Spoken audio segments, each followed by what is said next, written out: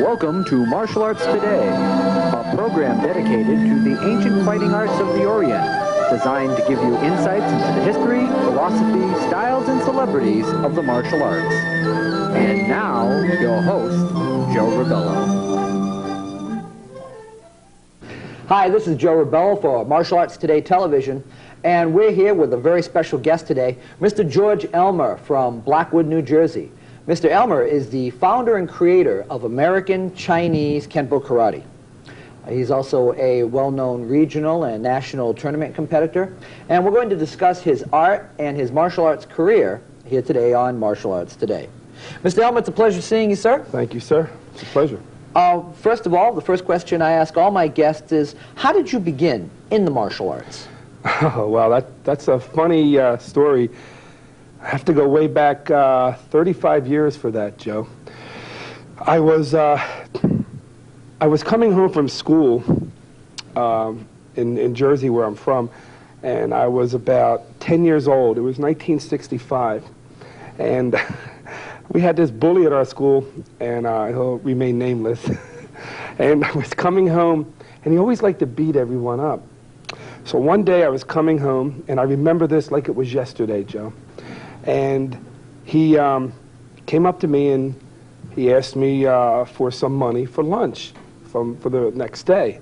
And I told him I didn't have none. Well, he proceeded to punch me and literally just beat me up. And after 35 years, I don't, it's a little funny saying what he did next, but picked me up and threw me in the trash can. Wow. Mm-hmm. So I went home, shirt all ripped up and everything, and my father asked me what happened, and I told him, and he proceeded to give me a what for, if you know what I mean, for getting beat up. But at 10 years old, I had no knowledge of how to defend myself. Although my father was a drill instructor in the Marines and taught judo, he often wanted to teach me how to box, which I never, at that age, got a hold of the concept of boxing. Well, anyway, a couple days, or I don't know the length of the time that it was between the beating that I took from this bully in our school, but I was standing out front of my grandmother's house in Camden, New Jersey, and I looked across the street, and there was this kid, maybe about my age, a little bit older, doing a front horse stance and throwing front punches on his lawn and counting them out. And I stood there in awe. I'm like, what is this? Although I did see pictures in some movies, because I'm a movie buff, and I remember a movie with Frank Sinatra, The Manchurian Candidate. I believe that's the correct one. And after doing some research, that was one of the few movies back then that displayed martial arts skills. Right, with Frank Sinatra and Henry Silva, who some people might remember from Above the Law. Right, right. So I was in awe with that, and I started asking different people about this stuff I seen, judo and karate, and a couple people told me to go to the library, where I found some books on Bruce Tegner's Key to Judo and Bruce Tegner's books on karate. Now looking back on that, now it looks very primitive. Not saying it wasn't effective. For the time, it was right. Yeah. Exactly. In many people's eyes, it was state of the art at that time. So I asked my grandmother. Excuse me. I'm sorry. I went over to this guy, and I remember, and I asked him. I said, "What are you doing?" And he looked at me. He said, "Kenpo," and I'm like, I didn't know Kenpo from a Nathan's hot dog, right? So, and I asked him, what is it exactly? And he says, it's Kenpo Karate, self-defense. So I asked him where the school was, or where he went to learn this, and he told me. So I went to my grandmother, and I said, Grandma, I want to learn karate. And I remember my grandmother, God rest her soul, she said to me, you're going to get yourself hurt. Growing up, I had a nickname, Rusty. And yeah, that's what she said to me. She goes, Rusty, you're going to get yourself hurt. But she took me. My pop-up and my grandmother took me, and I walked in the door, and I seen a tall, thin man standing there, and I believe it was a black gi. It could have been mixed, black and white at the time. And they were on the floor, and they were all doing, ironically enough, Joe, they were doing front horse stance front punches. Then I remember them standing there, stepping back to what I now know is they did a right forward bow stance, coming out with a block, hammer block strike. And I watched in awe of how this stuff was going on. And I'm sorry. Now who was the gentleman who was the instructor? I was going to tell you. I walked up to him afterwards. Actually, my grandparents did. I got some information. His name was Juan Marathi. And Juan Marathi taught for the Tracy's organization. So I was learning something called Tracy's Kenpo Karate. I had a lot of questions, even as a novice, as a beginner, Joe, and I kept asking, what does karate mean? And I was told, what does the word Kenpo mean? And I was told, and why do we do this like this? Why do we do that? And I was told, that's the way we do it. I want you to do it. So I figured, being new, I would be quiet and I would go along with the process. So I stood there for a while learning the Tracy's Kenpo Karate. And I went with Tracy's Kenpo, and I went all the way up to a third-degree black belt under the Tracy's regime. 1983. Yeah. Now, again, for those of you who are regular viewers of our television show, you've actually seen an interview with Mr. Tracy in the past. Now, again, going on to some of the other training that you've worked on, again, after you trained with Mr. Marathi, there were also two other gentlemen that you worked with that gave you your first introduction into what Ed Parker's American Kenpo is all about. That's interesting, because I remember a place called GEX. It was a shopping mall in New Jersey, and I remember walking in, and I remember seeing these guys do these short, I would only call it stabbing kicks, you know, to the lower part of the extremity, and standing up as he came down, they were striking at the same time, and I thought this was utterly amazing. Now, just to digress for a minute, the Tracy's system of Kenpo, what I was learning back then, and it's like, wow, we were doing stuff like striking asp, blocking the kick A and B, cutting the pagoda or bowing, or one of the, you know, from... So right. These are various, again, Tracy technique names. All the techniques are named in relationship to help the students remember the various techniques. So when I went over to see these other people, because it said karate demonstration, the gentleman's name was Mike Nelson, and the other gentleman's name is a really hefty guy. And he did some outrageous things, Joe, that I have never seen at that particular time. His name was Gib Falk. Gib Falk has since passed on. But I will always remember him for his demonstration of blocking and striking at the same time. And that's who he introduced me to the a strike as a block as a strike method. And I'm like, well, what is that? And although Gib Falk, and I'm going to tell you, was nearing the 400-pound mark. Wow. This man, I'm not talking about kicks now, I'm talking about just the girth on this gentleman and the strength that he had when he, I laugh now, but not at him, but for what I remember him doing a demonstration, and the guy was throwing a roundhouse kick, and he did a technique called swinging pendulum, but when he moved in on this guy, when he came up this way first and came around, but when he hit that leg, Joe, this guy spun around. As he spun this way, Gib Falk's body actually stopped him from completing the revelation, of spinning, and I was just utterly amazed with this. Again, you've gone through your trek as a regional tournament and a national tournament competitor, but I want to go also and elaborate on your American Kenpo and the synthesis of what you do, American Chinese Kenpo Karate. Now, there were two individuals who over the years have been influential in your study of American Kenpo and as well as your continuing training in the Tracy system as well. Mr. Brian Hawkins and Mr. Joe Palazzo. Yes, yes. Can you explain about how you met these individuals and got involved in their associations and organizations? I was at I'm trying to remember exactly how this came to be.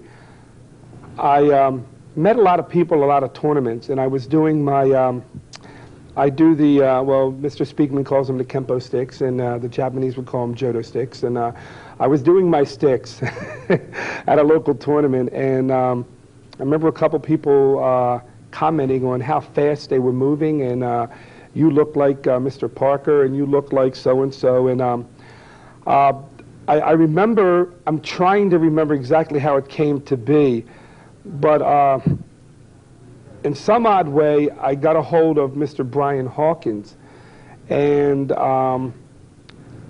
he sent me a letter. Again, I'm sorry, sir. No, by all means. For those individuals, Brian Hawkins is one of the 4 individuals who, toward the end of Mr. Parker's life and career, as Mr. Parker was doing the then, unknown to him, the final version of what's known as the cumulative journal, the manuals that go over the various rank techniques, etc.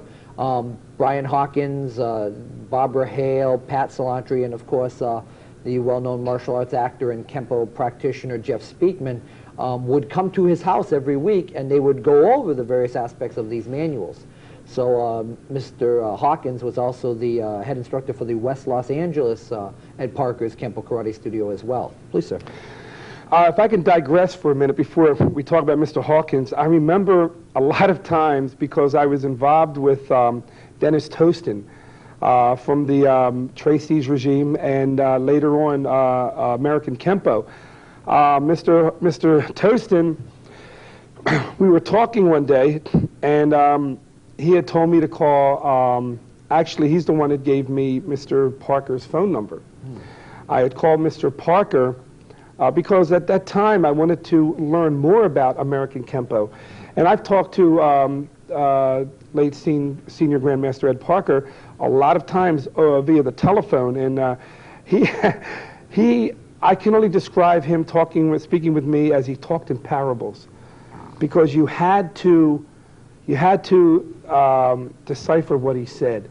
You know, it was like a puzzle almost, Joe, you know. But anyway, one of the last things that he had said to me was, get together with Mr. Tostin, and we're going to go back on the, the Australian tour. And then, of course, we all know what happened after that. But anyway, getting back to Mr. Hawkins, I remember contacting him, and he told me he wanted me to go to Baltimore. I know exactly what I did. I sent him a letter to find out more about the UKS, the United Kenpo Systems. And he sent me a letter back, and I told him I'm interested in joining the organization. He welcomed me with open arms, no problem. Anyway, he said to me, George, he says, I would like you to go to Baltimore, Maryland to meet Mr. Speakman and tell him that you're representing me and that I sent you down there. Well, that began a relationship with Mr. Speakman, along with other Kenpo people in that area. Some of them I already knew, like Hans Klemisch. He was from that area, him and Michelle Duffy. Brian Hines is from the area, and a couple other people that I don't want to go into right now. But not to say it's bad, but it's a story that you and I related to the other night. No problem whatsoever. But I worked out with Mr. Speakman, and actually the first time I met Mr. Speakman was at Kathy Owens had the... Sure, Newark, Delaware, right. Newark, Delaware. That's where it was, and then we went to the Baltimore one. But I had a good relationship there, and then after that, from Mr. Speakman and Mr. Hawkins and I speaking with each other, a couple of my students hopped on a plane and bam, out to LA. Now again, you had also, besides, matter of fact, you at one time offered the New Jersey representative position for the UKS? Mr. Hawkins wanted me to represent the New Jersey chapter of the UKS. There's a lot of things that had to be done, but at that time, see, I was doing American Chinese Kenpo, Joe. Right. And a lot of people had a hard time accepting American Chinese Kenpo because it was not per se Parker's Kenpo as it is known now. If you don't do Parker's Kenpo, then it's like, well, that's nice, but who's next? Type of thing, for lack of a better word. Well, let's explain to the general public. Let's again, we've gone a little bit into your history. Let's go into the main question. What is American Chinese Kenpo Karate? Okay, the ACKKS, American Chinese Kenpo Karate System, is something I developed after my years of training in the Tracy's organization and the Parker organization. And I would take a technique like 5 swords, for example, and I would break it down, and I would do some inserts, and I would add my own movements, not changing the principle, keeping the principle of the foundation of American Kenpo and my Tracy's Kenpo. I would do things the way I see fit. See, I have a saying, Joe, it's not the way I move, it's the way you move for my Kenpo to be effective. Because when you do a Kenpo technique, whether it be 5 swords, clutching, feathers, whatever, the person, every demonstration that I watched, the person moved basically the same way. And my question was, going back to when I first started walking into Juan Marati's Tracy School, is that, why are we doing this? Why does it have to be like that? How do I know that guy's going to fall that way outside? And what if he doesn't fall that way? What do I do after that? Well, this is how it is. Well, I had a hard time accepting that. So what I did was not changing the Parker system, I developed American Chinese Kenpo. The Chinese Karate, Chinese Kenpo from Tracy's, and the American Kenpo from Mr. Parker, and I called it American Chinese Kenpo because I blended both of them and I added my own. So there you have George Elmer's American Chinese Kenpo Karate. So, go ahead, sorry. No, by all means. So American Chinese Kenpo Karate is a synthesis of the Tracy system and the Parker system. And again, you mentioned about the importance of reactionary positioning. Where, let me use the 5 swords, for example, because that seems to be the most popular technique in American Kenpo, 5 swords. I was taught 5 swords 2 different ways. The most common way, 1, 2, 3, 4, and I was, the hand sword and coming back, right forward bow, and the hand sword. Now, I'm looking at this, and I always would see the person either stumble back or fall on their face this way. And I said to myself, well, let me try this for real. So I had the person come in, and I told him, I said, wear a headgear. I said, I'm going to smack you. When I did it, I'm sorry, when I did it, welcome to Kenpo. Yeah. When I did this to this person, one of my students, he did not fall the way that I've seen everybody else fall. So I backed it up. Much like Mr. Parker would look at himself in the movies, the 8mm, in reverse. He would study himself in reverse. I was studying myself doing this, saying, I see a lot of voids here that I can fill.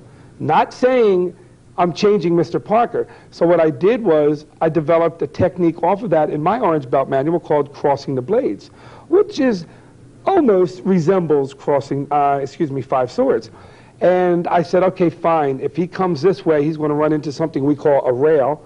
And he's going to run into that. Then I'm going to add this. And anything else, the way he moves with my weapon, natural weapon, right there, if it's there, I'm going to utilize it. Using marriage of gravity and all the other principles that I learned and applying through Kenpo. Now, let me digress. I do have to say this, Joe.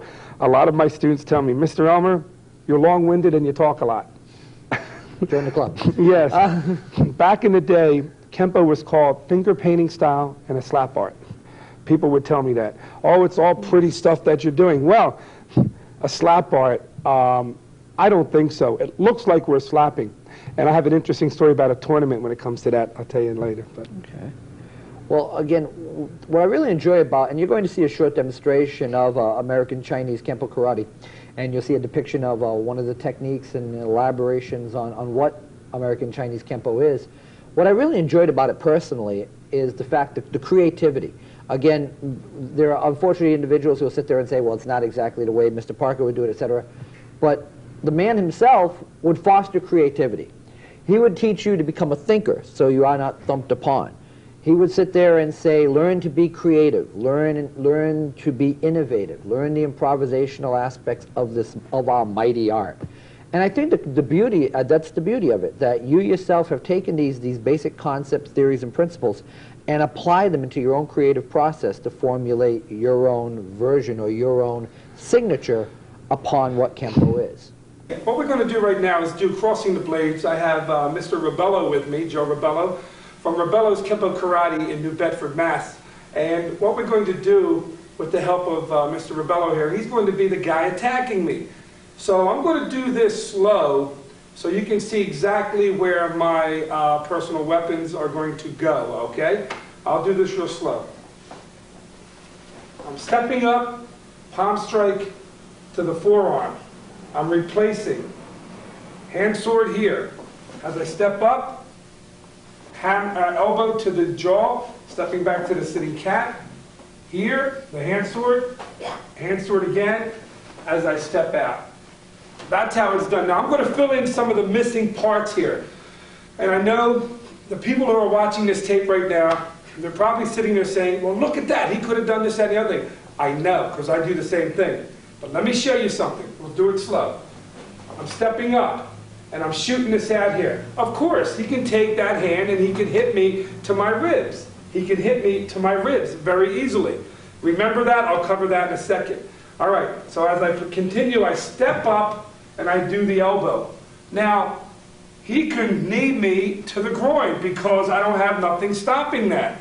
I'll cover that in a minute. As I step back, hand sword, this can go to the throat or to the bridge of the nose.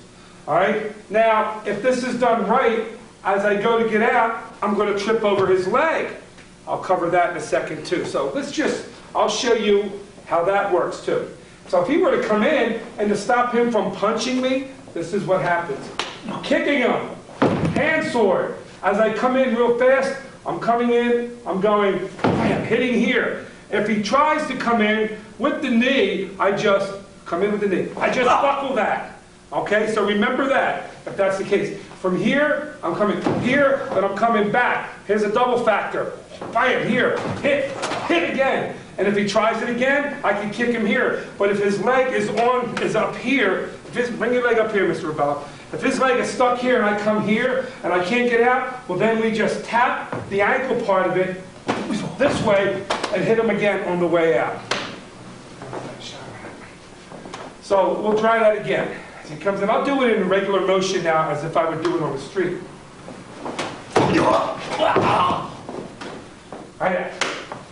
That's crossing the blades. So what I'm going to do here with crossing the blades, when the person's coming into me, he can do this a couple different ways. We're going to do with just the front lapel grab for right now, but bear in mind, he could punch you also, or he can just grab you. We have two different ways of doing this. If he takes a step forward, then I take a step forward and meet him. Okay? I understand at this particular level in other Kenpo systems, they don't teach you how to do this yet in your rank, but bear with me. This is very easy. If he just stands in front of me and grabs me, then I go into something we call a sitting cat. Down this way while I do the technique. So I'm going to do it the first way. As he steps in, I'm stepping up, bringing my right hand, catching the forearm region of his arm. The left hand comes up. Now bear in mind, the left hand must go inside of where my right hand is. It's not the opposite way, because you get all bunched up then. So I'm coming back here while I'm in a neutral bow, hitting his arm away. Now, this is where we get crossing the blades. In American Chinese Kenpo, your hands are your blades. So we're coming and we're hitting them this way. So we're going to go, stepping up, we're going to go 1. Next thing, the left hand is taking over where the right hand is. Now, for you Kenpo people who are really adept in Kenpo, you know that the hands are related. So we know that this is the father here, and I'm going to replace the father with the son, basically. Not the son, but S-O-N, son. Okay, relative. So we have this so far. 1, 2. Now when I replace it, hitting it right here on the forearm, I'm taking my right hand and doing a hand sword to the side of the neck. As I do that, I'm going to do I already did the step, so it's a modified step, drag up. And if you look at this for what it is, people, you see it's a reverse cat. That's all I'm doing. So I'm going 1, 2. After that hand sword, I'm not worried about this hand right now, because if you hit him hard enough, you know what's going to happen. It's going to drop. So 1, as I shuffle up this way, take that little step, I'm coming in and I'm closing my body up, and I'm taking an elbow to the side of his head, the chin. So I'm hitting him up this way.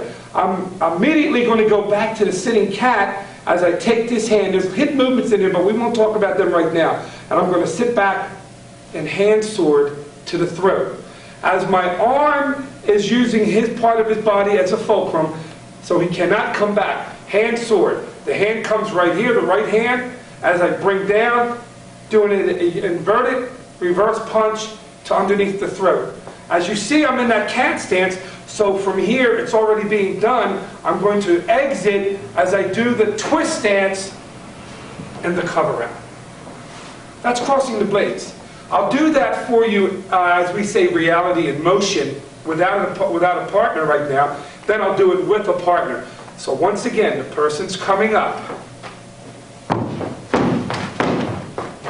and out. That's crossing the blades.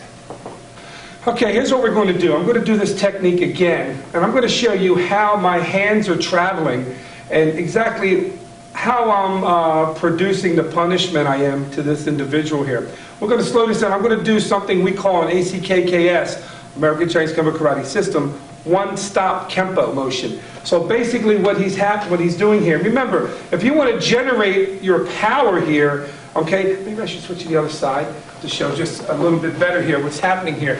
So what's happening, if you want to generate your power just a little bit better, you know that you can't just stand here and go, because he's not going to let you do that. Okay, let's start off again. And watch what's happening. I'll do one stop. As he comes in, I'm hitting him, and I stopped it. So you see the action here. We hit to the groin, I did this. Now, remember I said this is crossing the blades. I know, I did this, I didn't bring the hand up. There's a reason for that. And a lot of times when I teach this to advanced people, I tend to show the other application of this. So bear that in mind also. So let's go back again. He comes in. Up. I'm checking it right here. I'm doing a hand sword. All right, now he's not going to hit me. I cancel that side out. From here, elbow. From here, I have this covered here if he's not going to knee me, but if he does, I just come up and do this, opening him up, disrupting his angle here. So I hit him up here, I come back, double factor would be here. We can leave that out, that's a hidden technique. Hand sword. As you see, I'm in a sitting cat. I'm going to shoot this from here, up here, then step out here. I'll put that together one more time for you.